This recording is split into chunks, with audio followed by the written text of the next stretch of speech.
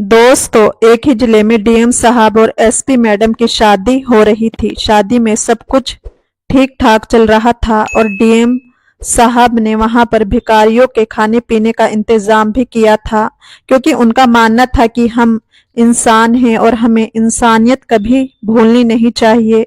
यानी कि डीएम साहब बड़े ही दयालु आदमी हैं, तो इसी वजह से उन्होंने अपनी शादी में भिखारियों के लिए भी खाने पीने का इंतजाम कराया है। शादी में जब दूल्हा दुल्हन स्टेज पर बैठे हुए थे और सभी लोग उनको बधाइयां देने के लिए आ रहे थे, उसी समय एक भिखारी स्टेज पर चढ़ जाता है। वह डीएम साहब की तरफ घूर घूर कर देखने लगता है और हंसने लगता है। हंसते हंसते वह उनसे कहता है कि अगला नंबर तेरा है। ऐसा कहकर वह जोर जोर से हंसता है। इस बात को देखकर जो एसपी मैडम दुल्हन की लिबास में बैठी हुई थी, वह पुलिस वालों को आदेश देती है उस भिखारी को वहां से निकलने के लिए। लेकिन तभी जो डीएम साहब थे वह पुलिस वालों को रोकते हैं और उस भिखारी से पूछते हैं कि भाई, तुम ऐसा क्यों कह रहे हो कि अगला नंबर तेरा है? क्योंकि डीएम साहब के दिमाग में चल रहा था कि ये व्यक्ति कौन है और यहाँ पर आकर मुझसे इस तरह से बात क्यों कर रहा है, जबकि इसे पता है कि मैं यहाँ का डीएम हूँ और मैं इसके साथ बहुत कुछ गलत कर सकता हूँ। एसपी मैडम बार बार उसे वहां से भागने का आदेश दे रही थी, लेकिन डीएम साहब के कहने पर वह पुलिस वाले रुक जाते हैं। दूसरा कारण ये भी था क्योंकि जब वह स्टेज पर चढ़ा था तो तब से उस भिखारी को देखकर एसपी मैडम के चेहरे की हवाइयां उड़ गई थी, तो वह जानना चाहते थे कि ये व्यक्ति ऐसा क्यों कह रहा है,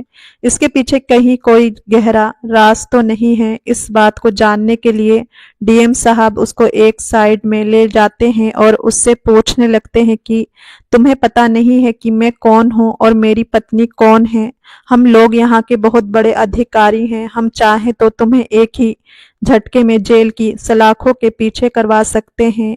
इसके बाद भिखारी कहता है कि साहब, मुझे पता है कि आप बहुत बड़े अधिकारी हो, लेकिन जो मैं आपसे कह रहा हूँ वह बात सही है, क्योंकि जिससे आप शादी करना चाहते हो उसको मैं अच्छी तरह से जानता हूँ। अब इस बात को सुनकर डीएम साहब बड़े ही हैरान हो जाते हैं। वह सोच में पड़ जाते हैं और उससे कहने लगते हैं कि तुम कैसे जानते हो इनको? तुम्हारा इनके साथ क्या कनेक्शन था? इसके बाद भिखारी कहता है कि साहब, अगर आपको मेरी कहानी सुननी है तो उसके लिए थोड़ा सा टाइम लगेगा, और अगर आपके पास टाइम हो तो मैं आपको बता सकता हूँ। इसके बाद डीएम साहब उससे कुछ कह पाते उतनी ही देर में एसपी मैडम वहां पर आ जाती है और डीएम साहब से कहने लगती है कि चलो, यहाँ पर क्या कर रहे हो? हमारी शादी है और तुम इस तरह से इसके साथ क्या बातें कर रहे हो? तो डीएम साहब को और भी ज्यादा शक हो जाता है, क्योंकि एसपी मैडम बार बार उस भिखारी को वहां से भगाने की कोशिश कर रही थी। इसके बाद डीएम साहब कहते हैं कि तुम चलो, मैं आ रहा हूं, और वह उस भिखारी से उसकी कहानी सुनने लगते हैं। भिखारी कहता है कि आज से लगभग 7 साल पहले दिल्ली के कॉलेज में एक लड़का पढ़ा करता था जिसका नाम निखिल था। निखिल के पिता फर्नीचर के बहुत बड़े व्यापारी थे। निखिल पढ़ाई लिखाई भी अच्छी तरह से किया करता था। उसी की क्लास में एक लड़की पढ़ा करती थी जिसका नाम हेमा था। हेमा और निखिल दोनों एक दूसरे को पसंद करने लगते हैं और दोनों एक दूसरे से शादी करने का फैसला कर लेते हैं। हेमा का घर परिवार भी काफी अच्छा खासा है। उसका भाई और पिता बड़े बड़े अधिकारी हैं। इसी वजह से वह भी पढ़ लिख कर एक बड़ा अधिकारी बनना चाहती है। हेमा जब अपने घर में बात करती है कि उसे शादी करनी है, वह एक निखिल नाम के लड़के से प्यार करती है, तो उसके घर वाले शादी के लिए खुशी खुशी राजी हो जाते हैं। इधर निखिल के घर वाले भी शादी करने के लिए मान गए थे। दोनों की शादी हो जाती है। दोनों अपना हंसी खुशी जीवन व्यतीत करने लगते हैं, लेकिन अपने पिता के बिजनेस को संभाल लेता है। इधर हेमा आगे की पढ़ाई लिखाई करना चाहती है और पढ़ लिखकर अपने भाई और पिता की तरह एक बड़ा पदाधिकारी बनना चाहती है। इस बात को सोचकर हेमा पढ़ाई करती रहती है और निखिल उसकी पढ़ाई में सपोर्ट करता फलस्वरूप हेमा एक आईपीएस ऑफिसर बन जाती है। एक डिस्ट्रिक्ट में अपना चार्ज संभालने लगती है। इधर निखिल अपने बिजनेस में दिन रात मेहनत करता है, लेकिन तकदीर उसका साथ नहीं देती है। उसका बिजनेस डाउन होने लगता है। हेमा का भविष्य तरक्की पर आ जाता है और निखिल का भविष्य अंधकार में आ जाता है। हेमा को अफसर बने हुए 2 साल बीत गए थे। 2 साल के भीतर निखिल का पूरा बिजनेस ठप पड़ जाता है। निखिल अपने धंधे को घटता हुआ देखकर बहुत ज्यादा परेशान रहने लगता है। वह डिप्रेशन का शिकार हो जाता है। जहां पर निखिल का बिजनेस था, वहां पर उसे कुछ भी अच्छा नहीं रहा था। वह सभी लोगों की तरफ अजीब निगाहों से देखने लगता है। इसके बाद निखिल के घर वाले होते हैं, उसे सलाह देते हैं कि बेटा, तेरी पत्नी एक बड़ी अधिकारी है, उसको आवास भी मिला होगा, तो तू ऐसा कर, कुछ दिन उसके पास चला जा, तेरा भी मन बहल जाएगा, कोई दिक्कत भी नहीं होगी। इसके बाद निखिल अपने घर वालों की बात मानता है और अपनी पत्नी हेमा के पास पहुंच जाता है, जहां पर उसकी पोस्टिंग थी। उन्हें सरकारी आवास मिला हुआ था। हेमा उसका अच्छे से ख्याल रखने लगती है, कहती है कि कोई बात नहीं, तुम अच्छे से मेरे साथ रहो, कोई टेंशन मत लो। सब कुछ अच्छी तरह से चल रहा था। हेमा अपने पति की देखभाल कर रही थी, साथ साथ अपने कार्यभार को अच्छे से संभाल रही थी।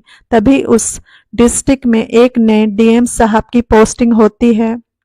उनके स्वागत के लिए एसपी मैडम गुलदस्ता लेकर उनके ऑफिस पहुंचती है। जैसे ही वह डीएम साहब को देखती है तो पहली नजर में उनको अपना दिल दे बैठती है। हेमा के दिमाग में डीएम साहब के लिए प्यार उमड़ने लगता है। उसके बाद वह उन्हें दिलो जान से प्यार करने लगती है। वह सोचती है कि किसी तरह से इनसे मेरी शादी हो जाए। हेमा बार बार मौका ढूंढा करती डीएम साहब से मिलने का और घंटों तक उनसे बात करने लगती है। ये बात डीएम साहब को भी महसूस हो जाती है और उसके बाद डीएम साहब एक बार उनसे पूछ ही लेते हैं। डीएम साहब जैसे ही हेमा से पूछते हैं तो हेमा अपने मन की बात बता देती है और डीएम साहब से अपने प्यार का इजहार कर देती है। अब ये बात जैसे ही डीएम सौरभ सुनते हैं तो उन्हें ये बात बड़ी अजीब लगती है, लेकिन फिर भी वह सोचते हैं कि कोई बात नहीं, हो सकता है पहली ही नजर में इन्हें मुझसे प्यार हो गया हो। डीएम साहब बड़े ही सुलझे हुए इंसान थे और बहुत ही ज्यादा दयावान थे। डीएम साहब कहते हैं कि ठीक है, अगर ऐसी बात है तो कोई बात नहीं, हम दोनों शादी कर लेंगे।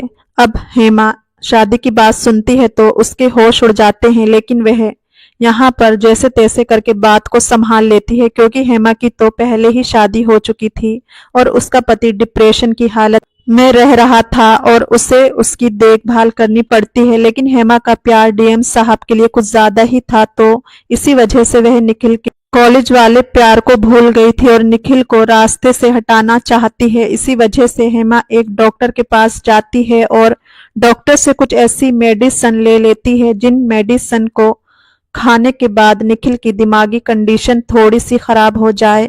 हेमा डॉक्टर साहब से मेडिसिन ले आई थी और अपने पति को डिप्रेशन की दवाइयां बोलकर देने लगती है। वह झूठ मूठ का ड्रामा करती है उसका ख्याल रखने का और उसे उन दवाइयों को खिलाती रहती है। धीरे धीरे कुछ समय बीतता है और निखिल की दिमागी हालत बहुत ज्यादा खराब होने लगती है। इसके बाद हेमा निखिल को पागल खाने में भर्ती करा देती है और निखिल पागल खाने में पागलों के बीच में रहने लगता है। वहां रहने के बाद जो दवाइयां उसे हेमा दिया करती थी वह उसे नहीं मिलती हैं और धीरे धीरे निखिल पर उन दवाइयों का असर खत्म हो जाता है। वह पूरी तरह से स्वस्थ हो जाता है, लेकिन जैसे ही उसे होश आता है कि वह पागल खाने के अंदर है तो वह इधर उधर देखने लगता है और डॉक्टरों से गुहार लगाने लगता है। कहता है कि साहब, मैं पागल नहीं हूं, मैं बिल्कुल स्वस्थ हूं, मुझे कोई बीमारी नहीं है। लेकिन डॉक्टर उसकी एक नहीं सुनते हैं और उसे पागल खाने में ही भर्ती करके रखा जाता है।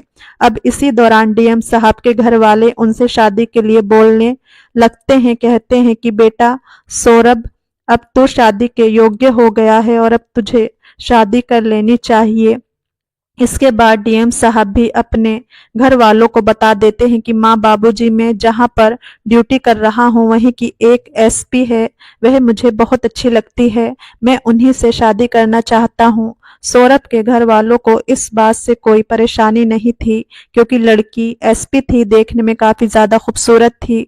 जब सौरभ ने उनको उसका फोटो दिखाया तो उसे देखकर उन्होंने भी झट से हामी भर ली थी और कहा था कि ठीक है बेटा, अगर इस लड़की से शादी करना चाहता है तो इसी से शादी कर ले, क्योंकि अब लोग बातें बनाने लगे हैं, कह रहे हैं कि तुम्हारा बेटा शादी कब करेगा, काफी ज्यादा उम्र हो चुकी है। सौरभ हेमा से शादी की बातें कर लेता है।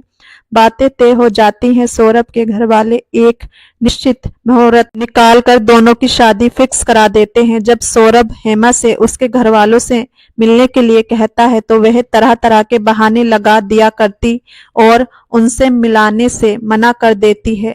शादी तय हो गई थी। शादी होने में लगभग 6 महीने का समय था। अब सौरभ और हेमा एक दूसरे के साथ कुछ ज्यादा ही टाइम बिताने लगते हैं। जब भी समय उन्हें मिला करता दोनों एक दूसरे के साथ बैठा करते और बातें किया करते थे। इधर निखिल पागल खाने में डॉक्टरों से बार बार कहा करता है कि मुझे छोड़ दो, मैं पागल नहीं हूँ, लेकिन कोई भी डॉक्टर उसकी बात नहीं सुनता है। तभी एक दिन अचानक से एक बड़े डॉक्टर साहब वहां पर विजिट करने के लिए आते हैं और निखिल उन्हें देखकर समझ जाता है कि ये कोई बड़े डॉक्टर हैं, अगर ये चाहे तो मुझे यहाँ से बाहर निकाल सकते हैं। तो निखिल उनके सामने जाता है, उनसे गुजारिश करने लगता है, कहता है कि साहब, मुझे पता है कि आप बड़े डॉक्टर साहब हो, आप चाहो तो मुझे यहाँ से बाहर निकाल सकते हो, मैं बिल्कुल भी पागल नहीं हूँ।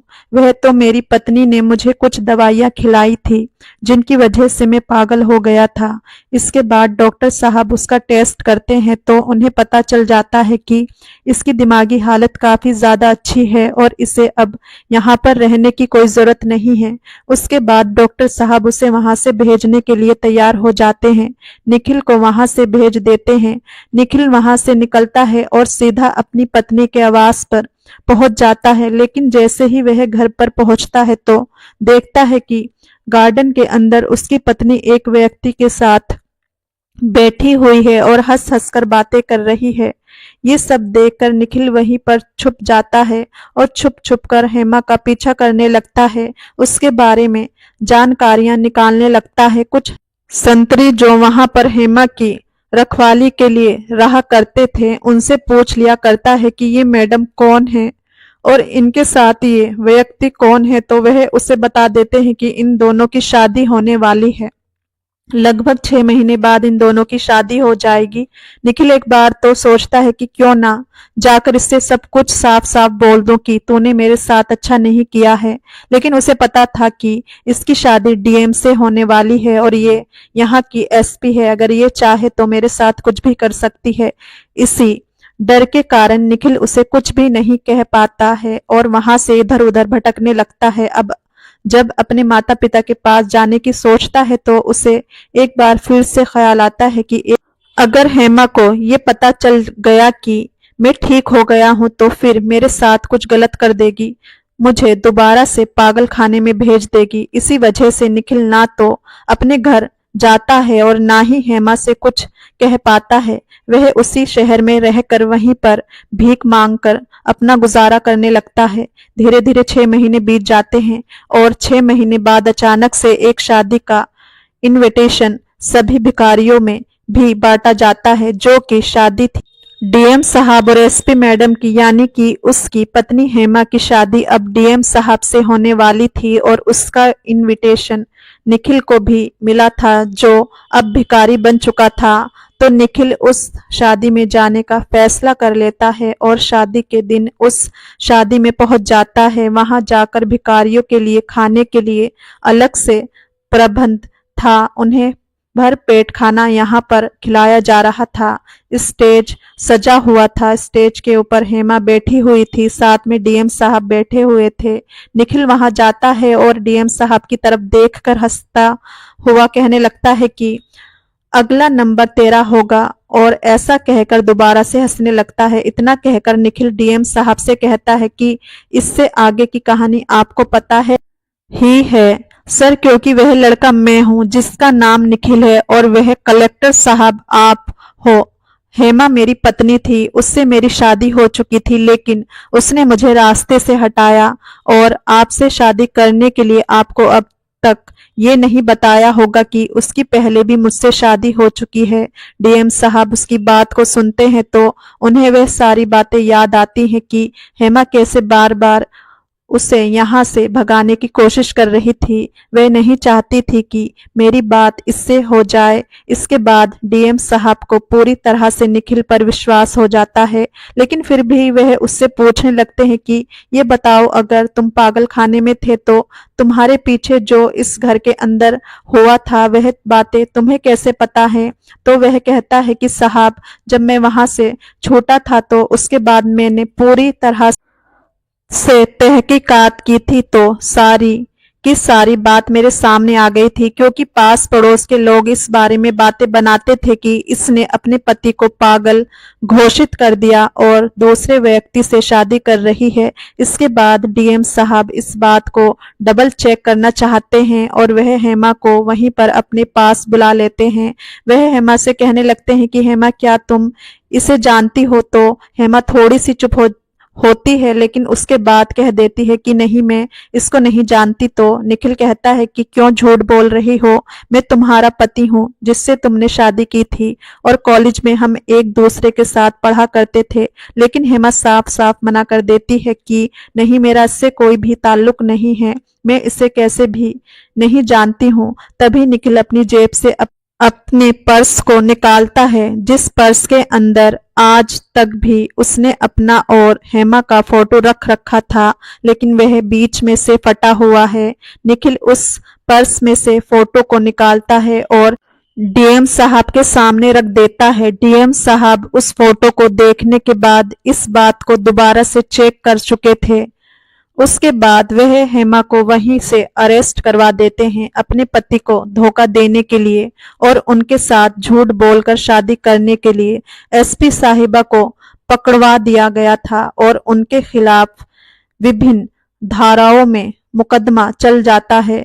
कुछ दिनों तक मुकदमा चलता है, उसके बाद हेमा को जेल हो जाती है। अब डीएम साहब निखिल की मदद करते हैं और उसे एक अच्छा सा बिजनेस सेटअप करके दे देते हैं। निखिल वहां पर मेहनत करता है, अपने खोए हुए रुतबे को दोबारा से प्राप्त कर लेता है और अपने माता पिता से मिलने के लिए भी पहुंच जाता है।